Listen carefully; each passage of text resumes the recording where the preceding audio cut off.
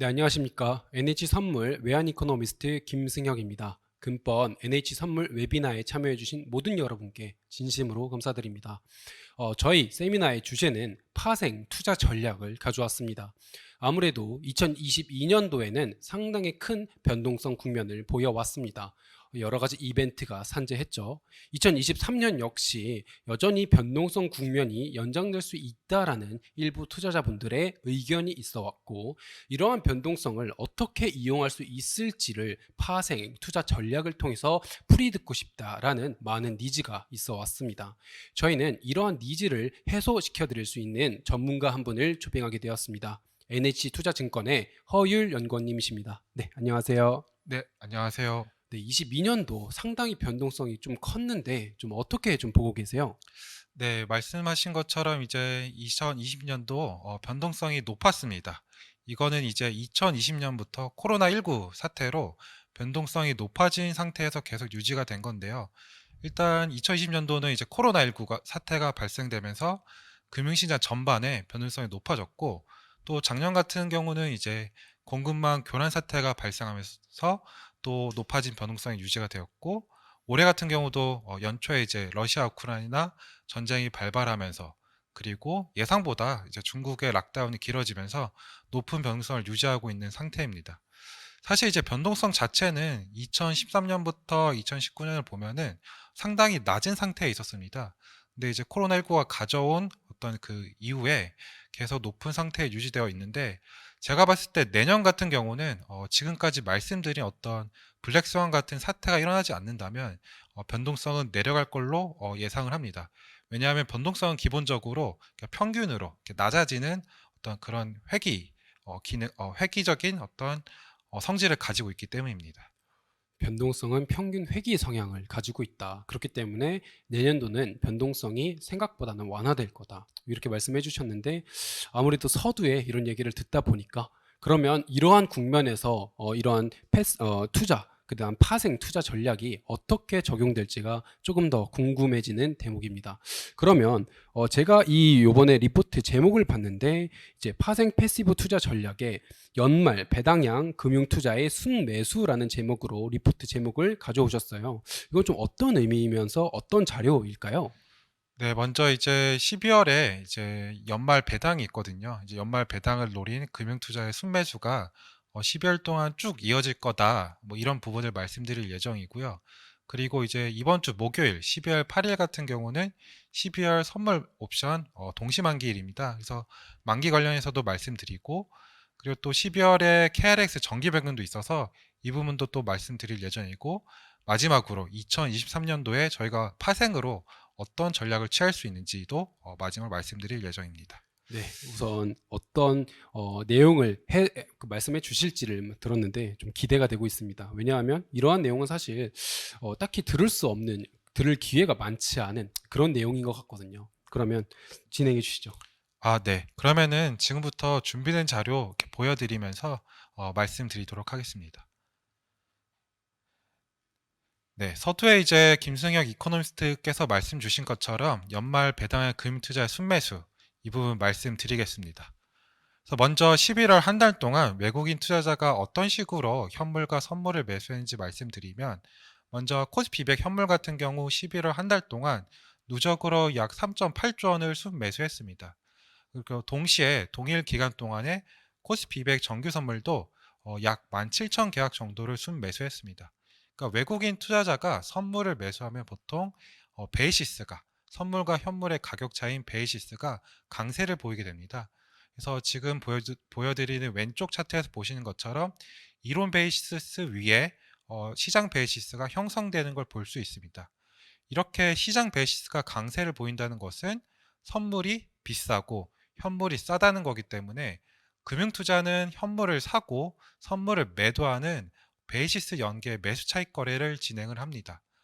지금 그래서 이번 동안에 11월 중순부터 베이시스 강세가 좀 심화되었고, 금융투자는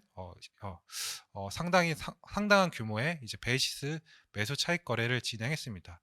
그렇게 쌓인 잔고가 지난달 말 기준으로 이제 약 2조 원 정도로 추정이 됩니다. 그리고 이러한 금융투자는 이제 연말에는 보통 이제 배당 매수 차익 거래도 진행을 합니다.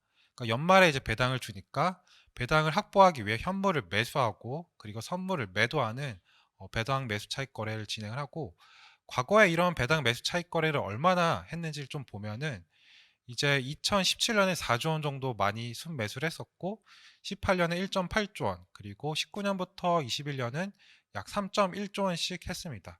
그래서 이제 5개년 동안에 어떤 식으로 순매수를 했는지 이제 우측 차트에서 좀 제가 정리를 해놨는데, 이제 12월 초부터 시작해서 배당날 전에까지 평균적으로 약 3.8조 원 정도를 순매수했습니다. 그럼 올해도 이렇게 할지 이 부분을 좀 말씀을 드리면, 올해는 이 평균보다는 좀 낮을 걸로 보고 있습니다. 그리고 지난해나 2020년에 3.1조 순매수보다도 낮을 가능성이 높습니다. 왜 그렇게 제가 생각하는지를 좀 말씀을 드리면, 먼저 이제 연말 코스피 200 지수 구성 종목의 총 현금 배당금이 유동주식 기준 14.5조 원으로 저는 예상을 하고 있습니다. 이거는 이제 지난해 연말 배당 16조 원보다 10% 정도 감소한 수치이고요. 어쨌든 배당 규모 자체가 줄어들기 때문에 금융투자의 배당 매수차도 줄어들 거다. 그리고 이제 아시다시피 연준이 이제 계속 기준금리를 인상하면서 지금 우리나라도 기준금리가 3.5% 상당히 높아진 상태입니다. 보통 이제 금융투자가 현물을 매수하고 선물을 매도하는 이런 차익 거래를 할 때 차입을 해서 합니다. 그러니까 금융투자, 그러니까 즉 증권사의 차입 금리가 높아진 만큼 이제 매수차하는 규모도 줄어들 거다, 이렇게 보고 있고요. 그리고 이제 뭐 다들 들으셨겠지만 증권사들이 이제 유동성 경색도 또한 겪고 있습니다. 그렇기 때문에 이제 모든 금융투자, 모든 증권사가 배당 매수차를 할 수 있는 건 아니고, 이제 유동성이 그래도 상대적 여력이 있는 대형 증권사들 위주로 이제 배당 매수차를 할 걸 보고 있습니다. 그래서 지금까지 말씀드린 내용 좀 요약을 드리면, 배당 매수차는 매년 연말에 12월에 진행을 하고 평균 3.8조 원 정도를 했는데, 올해는 3.1조 원보다 조금 낮은 수준으로 배당 매수차를 진행할 걸로 예상을 하고 있습니다. 그리고 이제 다음으로 이제 12월 선물이 만기를 맞이하고 이제 내년 3월 선물이 이제 거래가 많이 될 텐데, 이제 12월 선물을 매수하고 있던 투자자들은 3월 선물을 매수하기 위해서 보통 이제 매수 롤오버를 할 거고, 또 반대로 이제 인버스 ETF라든지 선물을 매도하고 있는 주체는 매도 롤오버를 할 예정입니다. 그런 경우 이제 이 12월 물과 3월 물의 가격 차이인 스프레드에 대한 추정이 중요합니다.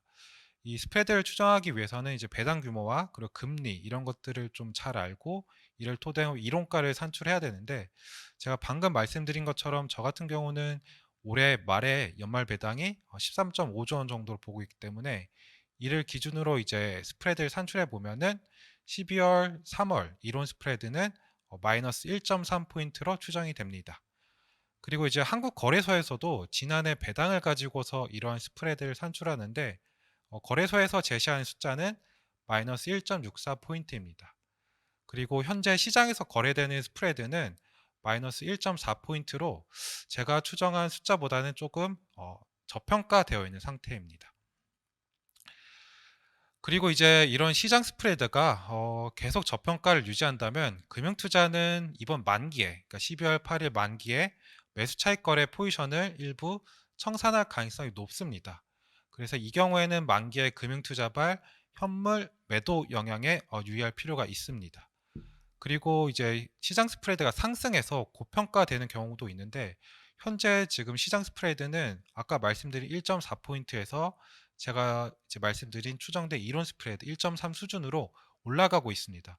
오늘 아마 이제 시장 끝났을 때 시장 스프레드가 1.3포인트 정도였는데, 앞으로 이번 만기 내내 이러한 이렇게 스프레드가 좀 고평가되는 상황이 이어질 걸 보고 있습니다. 이러한 경우에는 금융투자가 스프레드 매도 롤오버를 통해서, 그러니까 지금 선물을 매도한 거를 다음 3월 물에서도 매도하는 식으로 유지 롤오버를 통해서 할 걸로 좀 추정이 됩니다. 그런 경우에는 이제 만기에도 딱히 이제 현물을 매도하지 않고 배당나기 전일까지 현재 매수차 포지션을 유지할 것으로 판단을 합니다. 그리고 이제 중간에 좀 참고로 한 가지 좀 말씀을 드리면 정부에서 이제 배당 절차를 좀 선진화하는 작업을 하고 있습니다. 우리나라 같은 경우는 이제 배당 기준일 이후에 배당액이 결정되고 있는데 이거는 조금 특이한 겁니다. 우리나라나 일본 같이 일본만 이렇게 배당을 사후에 확정 짓고 있고 나머지 국가들 뭐 미국, 유럽 뭐 이런 국가들은 이제 먼저 배당을 확정 짓고 그다음에 배당 기준일에 주주가 확정돼서 배당을 얼마를 받을지 이제 주주가 먼저 확인을 할 수가 있습니다. 그래서 이제 정부는 이제 다른 나라, 그러니까 선진국들이 하는 것처럼 우리나라도 배당을 먼저 결의하고 결정해서 배당 기준일 이전에 배당액을 확정 짓고 투자자들이 배당을 얼마 받을지 알고 주식에 투자할 수 있도록 선진화할 예정입니다. 그래서 이렇게 정부에서 좀 나서서 하는 이유는 MSCI에서도 이런 부분들을 계속 지적하고 있고 또 이제 글로벌 배당 펀드들에서도 우리나라 배당이 사후에 확정되는 것을 계속 지적하면서 실제로 배당주들에 대한 투자를 좀 꺼려하고 있기 때문에 정부에서 좀 추진을 하고 있습니다. 빠르면 이제 내년부터 이게 적용될 수도 있긴 한데 관련 규정, 법 규정들을 개정해야 되기 때문에 저는 내년에 바로 이게 시행되기보다는 내후년부터 시행될 가능성이 높다고 생각을 하고 있고 정부에서는 관련된 내용을 올해 말에 어떤 방안을 좀 이렇게 발표할 예정이라고 하니까 투자자분들께서는 뭐 언론 보도 통해서 이런 부분들 나중에 확인해 보시면 투자에 도움이 될 것 같습니다. 네, 지금까지 이제 만기 그리고 연말에 이제 금융투자가 계속 이제 현물을 순매수할 수 있다 이런 내용을 말씀드렸고 지금부터는 이제 패시브 투자 전략 말씀드리겠습니다. 12월에 이제 KRX 정기 변경이 이제 적용될 예정이고요. 이거는 12월 9일, 지수에는 12월 9일부터 반영이 됩니다. 그래서 종목 교체가 있고 몇 개 종목들의 이제 유동 주식 비율이 이제 조정이 됩니다. 유동 주식 비율 먼저 간단히 설명드리면 시장에서 유통되는 주식이 있고 상장된 주식이 있습니다. 그러니까 상장된 주식 모두가 시장에서 유통되는 건 아니거든요. 그래서 이제 KRX 같은 경우는 이제 정부에서 보유하고 있는 주식 그리고 이제 우리 사주 그리고 IPO 당시에 기관 투자자들이 이제 주식을 매도하지 않겠다 이렇게 약정하는 주식들 이런 것들은 시장에서 유통되는 주식이 아닌 비유동 주식으로 간주를 합니다. 그래서 상장 주식수에서 이러한 비유동 주식을 차감하고 이거를 이제 전체 상장 주식수로 나눈 게 이제 유동 주식 비율이 되겠습니다. 그래서 이제 KRX 같은 경우는 이렇게 유동 주식수가 변경되기 때문에 이거를 6월, 12월에 좀 조정을 해서 발표를 하고 지수에도 반영을 하고 있습니다. 그래서 이렇게 종목들이 새로 교체가 되고 유동 주식 비율이 반영되는 거는 12월 9일부터이고요. 이 지수를 추종하는 패시브 펀드들, ETF나 퓨어 패시브 펀드들은 12월 8일 종가에 이를 반영합니다. 그래서 12월 8일에 종가에 이러한 걸 반영한 리밸런싱이 있을 예정입니다. 그래서 코스피 200 같은 경우에는 편출입 종목이 하나씩 있습니다. 먼저 롯데제과가 새로 편입이 되고요. 예상되는 유입자금 규모가 100억 정도 이렇게 크진 않습니다.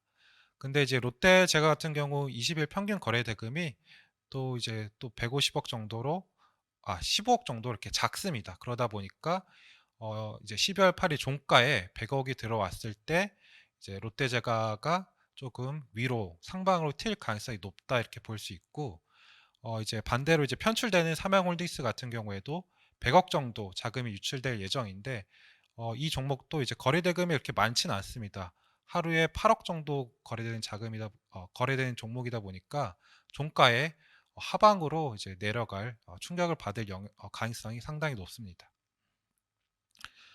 사실 방금 말씀드린 이제 종목 교체 같은 경우는 여태까지 코스피 200 지수가 개발되고 종목이 교체될 때 가장 적은 종목들이 교체된 경우였고요.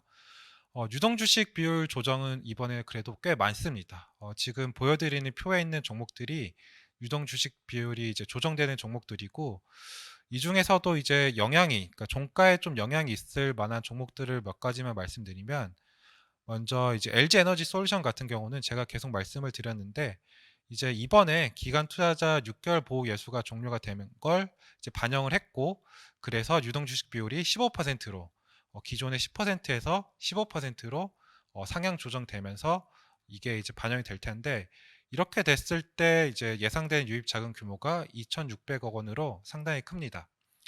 뭐 LG 엔솔 같은 경우는 워낙 거래가 많이 되는 종목이다 보니까 어떻게 보면은 이 거래대금 대비해서 유입 자금 규모가 크진 않을 수 있습니다. 그래도 종가에 미치는 영향은 있을 거다 이렇게 저는 예상을 하고 있습니다. 그리고 LG 엔솔 같은 경우는 이제 LG 화학이 대주주이고 그 지분이 거의 80%거든요. 그러다 보니까 LG 화학이 추가로, 그러니까 뭐 여태까지 LG 화학이 지분을 매각한 적은 없지만 LG 화학이 보유하고 있는 LG 엔솔에 이제 지분을 매각하지 않는 이상 앞으로 LG 엔솔의 유동 주식 비율이 변경된 일은 없습니다.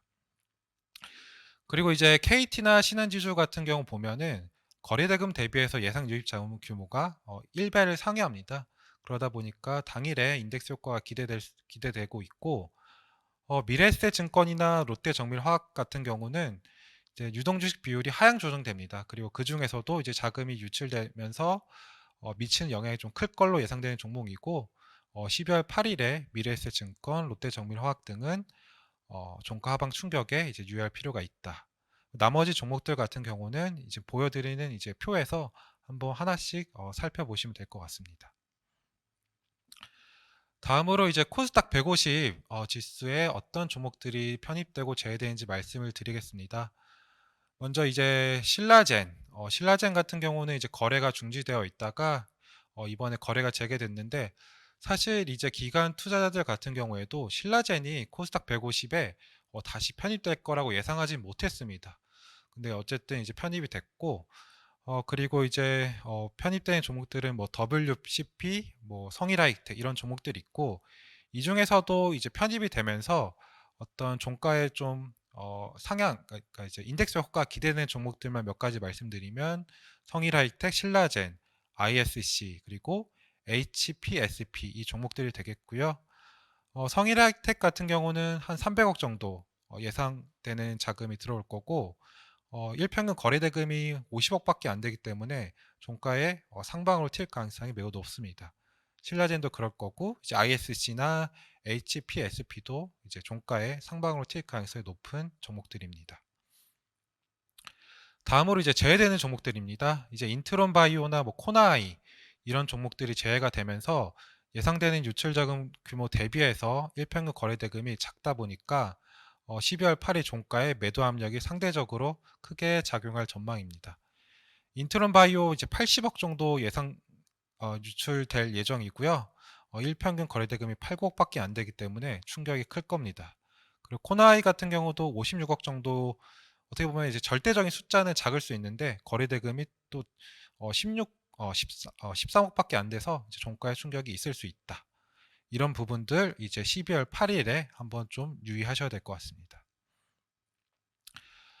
네, 코스닥 150도 이제 유동주식 비율이 조정이 됩니다. 그래서 그 종목들을 지금 보여드린 장표에 정리를 해놨고, 이제 여기서 좀 이제 저희가 눈여겨볼 거는 ITM 반도체입니다. ITM 반도체는 유동주식 비율이 이제 11%포인트 감소하면서 약 27억 원의 자금이 유출될 걸 보고, 일평균 거래대금이 뭐 23억으로 비슷하긴 한데, 어쨌든 12월 8일 종가에 이제 매도 압력으로 작용할 걸로 예상하고 있습니다.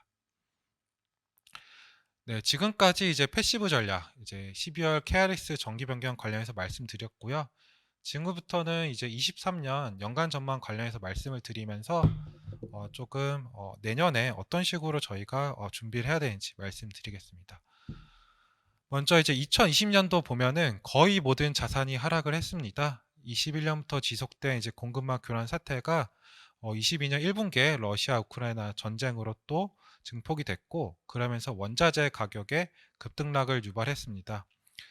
2020년에도 이제 중국의 락다운 조치가 생각보다 길어지고, 그러다 보니까 전 세계 경기 침체와 맞물려서 자본시장의 불확실성이 심화된 상태입니다. 그래서 이제 대부분의 자산이, 그러니까 방금 말씀드린 원자재, 뭐 WTI나 농산물을 제외한 대부분의 자산이 크게 하락한 상태입니다. 2분기 이후에는 또 이제 미국 등 주요 국가의 긴축으로 시장 금리가 폭등을 하였습니다.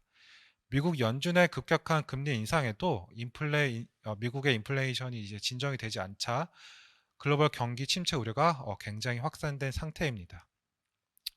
그래서 조금 지난 숫자이긴 한데 나스닥 같은 경우에 연초 대비 27% 하락하였고 그런 이렇게 위험 자산 중심으로 낙폭이 컸었고요. 안전 자산으로 여겨지는 미국 국채나 금 가격도 이제 절대적인 수준이 하락을 한 상태입니다. 네, 그리고 이제 모든 자산의 또 변동성 또한 우상향했습니다. 2022년 글로벌 금융자산의 변동성이 보면은 먼저 이제 맨 처음 왼쪽에 보시면은 채권 시장 변동성 지수인 무브 지수만 보더라도 21년 연초부터 쭉 우상향했고, 그리고 이제 선진국 외환 시장의 변동성을 나타내는 지수도 계속 우상향을 했습니다. 그리고 마지막으로 이제 신흥국 채권 스프레드 지표인 EMBI 스프레드 같은 경우도 우상향을 했습니다. 이렇게 모든 자산의 변동성이 우상향하다 보니까 해지나 방향성 매매 등 파생 상품에 대한 니즈가 또 어느 때보다 증가를 했습니다. 우리나라만 보더라도 약간 이제 서두에서 코스피 200 같은 경우는 V 코스피 지수가 이제 변동성을 보여준 지수라고 말씀을 드렸는데, V 코스피 지수 같은 경우 한 번 더 말씀을 드리면 코스피 500 옵션 시장에서 관찰되는 변동성 지수입니다. 이제 우리가 어떤 뭐 자산의 변동성을 볼 때 보통 이제 과거의 숫자, 그러니까 과거의 그 자산의 수익률이 얼마만큼 변동했는지를 보는 이제 과거 변동성이 있고, 지금 V코스피나 우리가 빅스 지수 이런 것들은 옵션 시장에서 이제 산출된 숫자를 가지고서 그래도 어쨌든 미래에 어떤 변동성이 나타날지를 저희가 좀 관찰하는 변동성 지수라고 보시면 됩니다. 그래서 이런 V코스피 같은 경우도 2013년에서 2019년 동안에 일평균 14포인트 수준으로 7년 동안 상당히 낮은 수준을 유지했습니다. 근데 이제 앞서 말씀드린 것처럼 이제 코비드-19 사태로 2020년부터 이제 일평균 26.5포인트로 굉장히 폭등을 하였고, 2022년 현재까지 20.8포인트로 상대적으로 높은 변동성을 유지하고 있는 상태입니다. 근데 이제 이런 변동성 같은 경우는 보통 낮아지는, 그러니까 아래로 회귀하는, 평균으로 회귀하는 성질을 가지고 있고, 그러다 보니까 2023년도에 어떤 뭐 지금까지 우리가 겪은 예상하지 못한 어떤 이벤트가 없다면, 블랙스완이 없다면 변동성 수준은 내려갈 걸로 좀 예상을 하고 있습니다. 그리고 앞서 뭐 그동안은 이제 변동성이 높았다 보니까 파생 상품의 수요가 굉장히 많았다고 말씀을 드렸는데, 그걸 숫자로 조금 말씀드리면 KRX 상장 전체 선물 상품 같은 경우 거래량이 2020년에 11.5억 계약이었는데, 올해 같은 경우는 벌써 이제 10월까지만 숫자를 보더라도 10억 계약으로 상당히 늘었습니다. 그래서 3년 연속 10억 계약을 돌파한 상황이고요. 거래대금 역시 2020년부터 1경억 원, 엄청 큰 숫자인데 이걸 3년 연속 상회하고 있는 상황입니다. 그래서 지금부터 조금 전망 관련해서 말씀을 드리면, 결국 이제 서두에 이제 저희 이코노미스트 분께서 말씀하신 것처럼 금리가 좀 중요합니다. 미 연준이 이제 그동안 금리 인상을 언제 끝내는지 보면은 보통 그때 끝낸 시기를 보면은 기준금리가 당시 미국의 CPI 상승률보다는 높았습니다. 그러니까 금융위기 직전 미 연준의 터미널 레이트를 보면은 5.25%였는데 2007년 글로벌 금융위기 이후 2020년 코비드19 직전까지 지속된 저금리, 저물가 환경이 다소 바뀐다는 관점에서 보면은 이 터미널 레이트 5.25% 플러스 알파의 가능성을 완전히 배제하기는 어렵다고 저는 생각을 하고 있습니다. 그리고 이제 이거는 그러면 이 터미널 레이트는 언제가 명확해지냐? 아무래도 2023년 중반은 돼야지 저희가 좀 확인할 수 있을 걸로 보고 있습니다. 연준 같은 경우 2023년 1분기 코어 CPI 상승률을 4.5%로 전망을 하고 있고, 그러다 보니까 터미널 레이트를 4.5%를 제시한 걸로 전 추정을 하고 있습니다. 근데 이제 과거 통계를 토대로 이런 계량 모델을 거쳐서 경제 전망의 숫자가 나오게 되는데, 만약 거시경제 환경의 변화로 계량 모델을 기초로 하는 통계가 바뀌고 있다면 전망이 어긋나게 됩니다. 따라서 이제 연준이 9월에 FOMC에서 제시한 것보다는 2023년 상반기 코어 물가 상승률이 그러니까 더 높을 걸로 저는 예상을 합니다. 네, 그래서 이제 기준금리 관련해서 좀 말씀을 드렸고, 저희가 그러면 23년도에 어떤 전략을 세울 수 있는지 두 가지만 마지막으로 말씀드리겠습니다. 먼저 이제 자산 시장 전반의 변동성이 단기간 내에는 또 급등할 가능성이 높습니다. 연준의 기준금리 인상이 언제 종료가 될지, 어떤 수준일지 이런 것들을 저희가 예상할 수가 없고 그때그때마다 자산 시장의 급등락이 연출이 되고 있기 때문인데요. 그렇기 때문에 포트폴리오의 위험도를 통제하는 전략이 유효할 걸로 저는 예상을 하고 있습니다. 감내 가능한 목표 변동성을 사전에 설정하고 이걸 이제 타겟 볼레틸리티라고 하는데 사전에 설정하고 시장 변동성이 이를 상회하면 위험 자산 비중을 줄이거나 혹은 지수 선물 같은 걸 활용해서 숏을 통해서 포트폴리오의 베타를 줄이는 게 필요하다고 생각합니다. 그래서 이거를 흔히 이제 타겟 볼리티리티 전략이라고 합니다. 그리고 이제 변동성 자체를 이제 매입하는 전략도 대안이 될 거라 봅니다. 예를 들어서 이제 국내에 상장된 빅스 단기 선물 ETF 같은 거를 이제 포트폴리오에 일부 편입해서 이제 변동성에 대응하는 전략이 유효할 거다. 이렇게 말씀드립니다. 이제 두 번째로 마지막 전략. 마지막으로 변동성 대응 전략 말씀드리면 우리가 블랙스완은 사실 예측을 할 수 없습니다. 그렇기 때문에 테일 리스크인 건데 이런 테일 리스크에 대응하기 위해서는 사실 상당한 비용이 수반이 됩니다. 그래서 이런 테일 리스크 대안을 조금 다른 방식으로 옵션을 가지고서 하면은 그래도 조금은 저비용에 대응을 할 수 있게 됩니다. 그래서 옵션 스프레드 전략을 다음 두 번째 전략으로 제시를 합니다. 이제 옵션 스프레드 전략에 대해서 간단히만 설명을 드리면 이제 아래 이제 도시카를 통해서도 좀 이제 보실 수 있는데 주가지수 상하단의 예상치에 근접하는 행사 가격 옵션을 대상으로 높은 행사 가격을 매도하고 낮은 행사 가격을 매수하는 방식인데 이 경우 이제 수익과 손실이 각각의 행사 가격 수준에서 제한되는 구조이기 때문에 변동성을 조금 싸게 저희가 저렴한 비용으로 대응할 수 있다. 이렇게 말씀드릴 수 있습니다. 그래서 지금까지 먼저 12월 선물 만기 옵션, 선물 옵션 만기 관련해서 말씀을 드렸고요.